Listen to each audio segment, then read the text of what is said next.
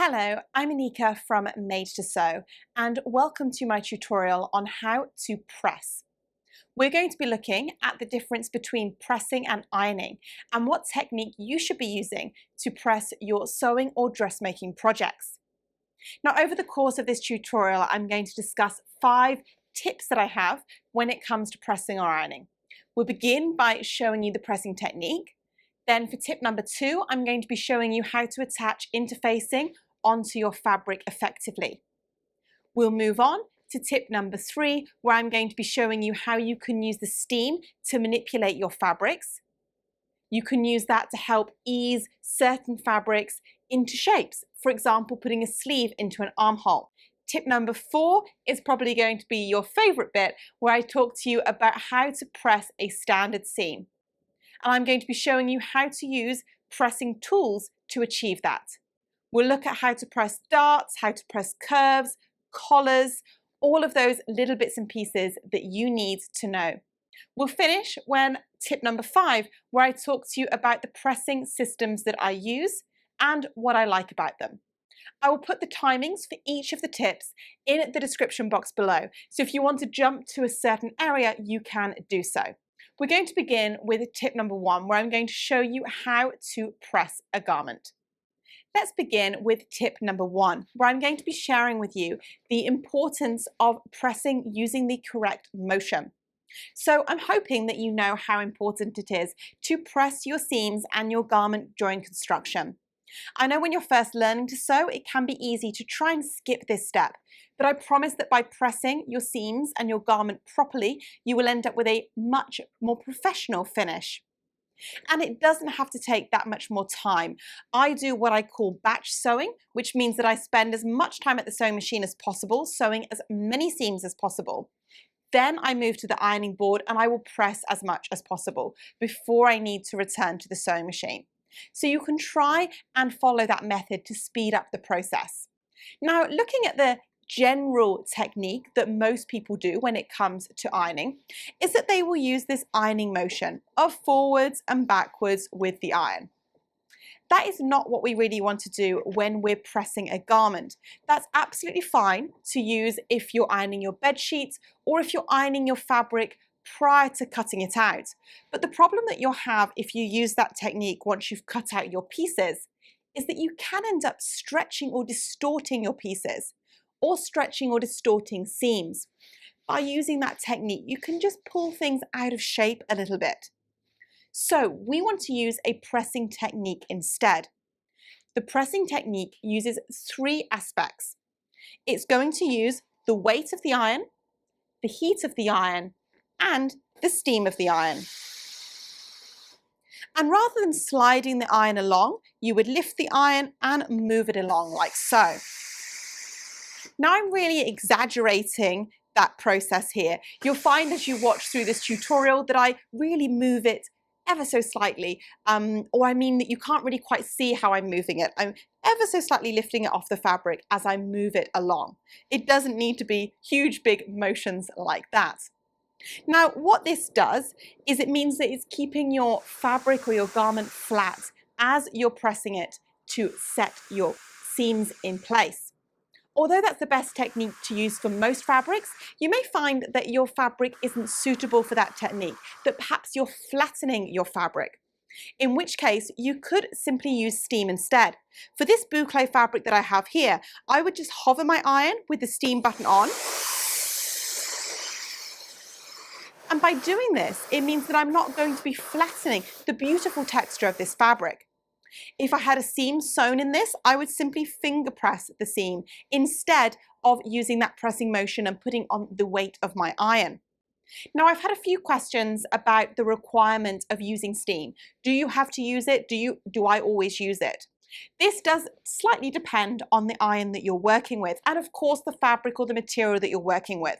I would always recommend that you test your fabric with your iron just like you would with your sewing machine prior to using it. You want to test that the iron's heat is the right temperature for your fabric, that the steam doesn't damage your fabric, and that the iron doesn't make it go shiny. Do you need to use a pressing cloth? Generally, I use steam probably 99% of the time, but that's because I have a very good quality iron. The steam is very, very fine. No water comes out of my iron. However, if your iron was a little bit more temperamental, you would need to be cautious about using steam. You don't want water droplets to go onto certain fabrics because they may damage them. If you're worried about the iron causing shiny marks or anything on your fabrics, then of course you could use a pressing cloth or a sole protector on your iron. So I've got one of these that I pop onto the bottom of my iron. And this means that I can use my iron as normal, but it's just going to work better on more delicate fabrics. Generally, those fabrics are going to be man-made fabrics, where they go a little bit shiny if you're using the heat of the iron on them. So that's where my sole plate comes in handy. The other option is to get a pressing cloth. Now, I like to use silk organza as my pressing cloth, and that's for a couple of reasons. Silk, as a natural fiber or fabric, can take a good amount of heat. But the great thing about silk organza is that it is sheer or see-through. So when I position this on top of whatever it is I'm pressing, I can see through it.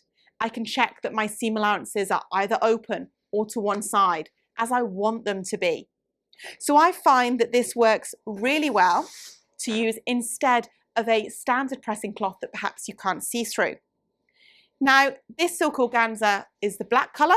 You can use the black, you can use the white, as long as it is 100% silk. That's the most important thing here. You don't want to use the man-made alternative. I would recommend buying a meter and going around the edges with the overlocker or serger if you have one, and then that can be your pressing cloth. So now you know the basics of pressing, how to press rather than ironing, whether to use steam, using a pressing cloth to stop things going shiny. We're going to move on to tip number 2, where I'm going to be talking to you about how to attach interfacing effectively to your fabric. Now you know how to press professionally, let's talk about tip number 2, how to attach fusible interfacing or interlining. You will probably find that the majority of garments you make need to have some interfacing in some area or another. And to do that, you need a good iron that has a hot heat and possibly steam. Generally speaking, you're going to be attaching your interfacing to the wrong side of your fashion fabric. You can either attach it in small cutout pieces or by bulk fusing the interfacing onto the large piece of fabric and then cutting out all of the components. I'd always recommend that you position the right side of your fabric face down onto the ironing board. You then need to find the sticky side of the interfacing. This is the side that usually has the texture, and you would position that down. I like to keep the interfacing on the top layer because that means if I get any discrepancy between my interfacing and my fabric, the interfacing will sneak onto the ironing board, not onto the base of my iron. You want to take the iron and you will position that down onto the top of your interfacing, and you will add heat and possibly steam. You need to check the instructions of the interfacing that you're working with to see what temperature heat it needs and if it needs steam. If you're worried about damaging your fabric or your interfacing, you can of course use the protective sole plate. You need to make sure that the interfacing is attached well to your fabric. You want to check for things like bubbling. You should not be able to peel the interfacing off. Otherwise, you may find that it will come off in the wash. It's always a good idea to test your fabric and interfacing together before applying the same interfacing to all of the pieces your garment requires. That's because not every interfacing will work well with every fabric, and you want to make sure that you're using the right interfacing for that particular job. You want to iron it on and get a feel for it and check that you're happy with the weight that that interfacing gives to your fabric. My final tip with interfacing is once you have applied it, to wait until it's cool to move it off your ironing board. Let's move on to tip number 3, where we're going to talk about shaping fabric. Tip 3 is all about shaping fabric and how you can manipulate and shape fabric using the steam from your iron. Now, I'm working with a boucle style fabric here, and you can see that one piece is longer than the other. And I'm going to show you how to shape this piece to match the other piece just using the steam of the iron. And it allows you to create garments that conform to the shapes of the body. So you might find what we're doing here in the bust area of a garment. You might find that instead of a dart, you have to shape one part of some fabric, perhaps a Chanel style jacket, into another piece of fabric. The same rules are useful if you're working with a sleeve where the sleeve cap is too big. There's too much ease for the armhole. You could again apply this technique to try and shape that sleeve cap slightly. It works on natural fibers, and ideally the looser the weave, the more you can shape. So with this piece here, I have simply done a stitch length 4 or a large stitch length on the machine, which can allow me to start to shrink this in. And this is the same with perhaps a sleeve cap. You would be pulling it in on a stitch, and you can do this by hand or on the machine. On the machine, there's a bit more tension. And then I'm going to use the steam of the iron. I'm not going to lay the iron on. I'm literally just using that steam. And it is a bit of a process, but you can work your way around your sleeve cap or whatever it is that you're working on and aim to make that smaller. You want to make sure that you leave your work to cool before moving it. As I said, natural fibers and the looser the weave, the more shaping you can achieve. Now that you know how to shape fabric using steam, let's talk about how you can press seams professionally as tip number 4. I'm going to be showing you how to use a number of these tools to help you press perfect seams. I will show you how to press a straight seam, a princess seam, a dart, and a corner or a point. Let's start by looking at how to press a straight seam. So a straight seam is probably the most common seam that you're going to have. 2 pieces of fabric have been sewn together, and you're going to want to either press the seam allowances open or to one side. Now, to do this professionally, you're not necessarily going to just want to go in with your iron. You will probably find if you do that, and it will be worse on some fabrics than others, that you may emboss your seam allowances onto the right side of your garment. You don't want those seam allowances to be visible on the right side. So you're going to want to use a tool to help you. And there are a couple of different tools you can use. You could aim to use something like this. This is a seam roll or a sleeve roll. You can use it for sleeves as well if you like. But you can place this underneath your seam. And what this does, because it's curved, is it allows you to really press right in the center of the seam, rather than pressing the edges of the seam allowances as much or putting as much weight on them. Another option is that you can actually purchase a curved piece of hardwood banister. That would also work so that you've got that curved section to be able to press onto. Another tool is to use pieces of card. And you would position these under the seam allowances right against the seam, and you could have one for either side, and you would work your way along with the card behind the seams, preventing the seam allowances from embossing on the right side. And this can also be a useful tool when pressing a zipper. You may want to know if it's important to press your seam allowances flat as the seam was sewn to set the stitches into the fabric before pressing it open or to one side. I'll be honest, I do not do this all of the time. I do it if I feel that the stitches or the fabric would benefit from it. So I usually take a look at how my stitches are sitting in my fabric after I've sewn the seam. If anything looks a little bit puckered or it doesn't look that happy, then of course I will go ahead with the same pressing technique and press the stitches nicely into the fabric. This will usually get rid of any extra puckering that perhaps can't be removed from changing your tension or your needle on your sewing machine.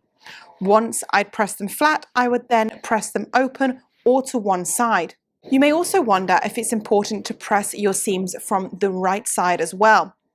Generally, I don't do this simply because I don't want to be positioning my iron onto the right side of my fabric.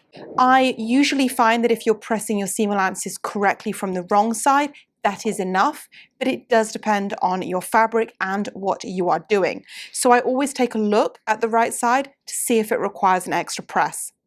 Otherwise, this will be pressed when I finish my garment and I do a final pressing at the end of the construction. As well as straight seams, you're probably going to have curved seams in your garments, such as princess seams. And you'll also have things like darts and pleats that are designed to shape to the curved areas of the body. This is where you need something more curvaceous like this. This is a ham. You're going to want to use the ham to press your curved areas of the body on, because the ham is designed to be like the shapes of the body. I've got a sample princess seam here. I might be pressing this open, I might be pressing this to one side. But again, I would be able to use the ham. And I could use the ham in multiple ways, on its edge like this, on its edge like this. And I would simply work my way around the ham until I find an area of the ham that works well for that particular press. And as always, leave things to cool before moving them from your ironing board. Another little tip when pressing seams is to make sure that you're ever so slightly pulling the seam open, or making sure that you can push your finger down and the iron is going right into the bottom of that seam. What you don't want is to turn your work over and to find a little pleat all the way along because you haven't pulled the pieces of fabric apart enough. You do not want to do this drastically. It is very much a light motion. The other use of the ham is for pressing your darts and pleats. So with the darts, you're going to want to position the ham so that the fullest part of the ham is at the point of the dart, because the dart should be pointing towards the fullest part of the bust. And once the ham is in that position, you'll find that you can press the tip of the dart without getting any puckers. And you would press the dart in your desired direction. Again, heat and steam. And pulling the fabric ever so slightly so that you don't get that pleat on the right side. Remember that you could use a piece of card underneath your dart to prevent the dart from embossing onto the right side of the fabric.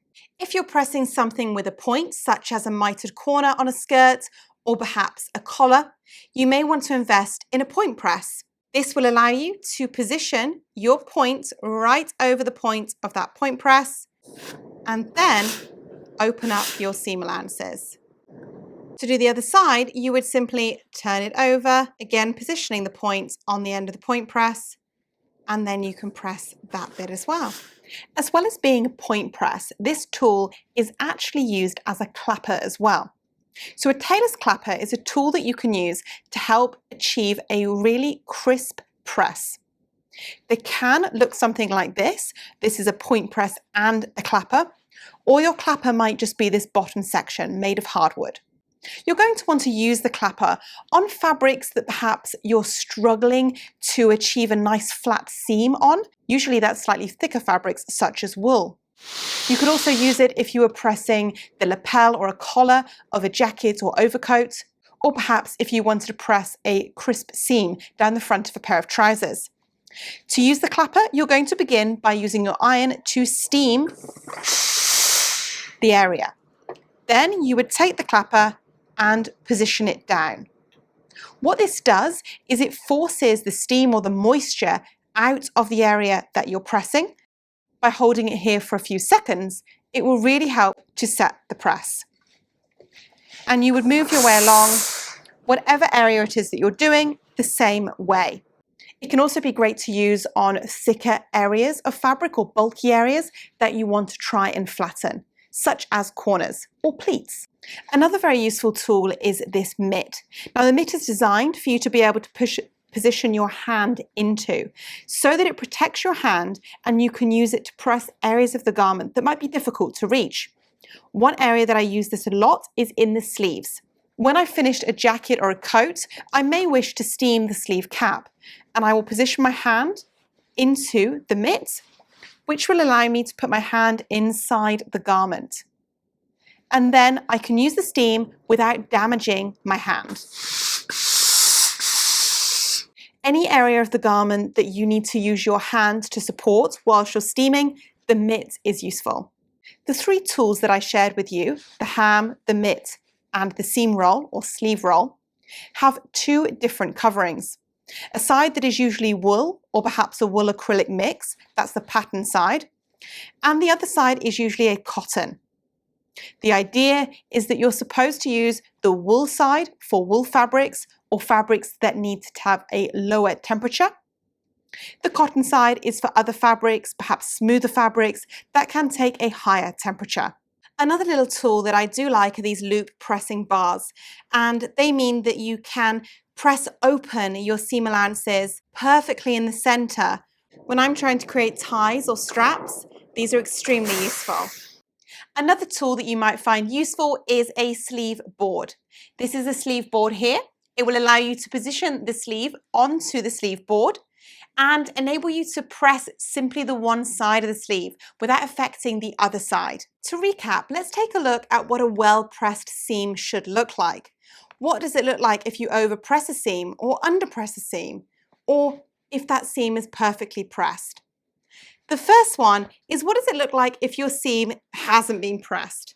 You can try and finger press your fabric as much as you like. And this fabric as a linen is pretty good for finger pressing, but you can still see that this is not lying flat. It's not going to sit flat on the body, and it isn't going to hang well.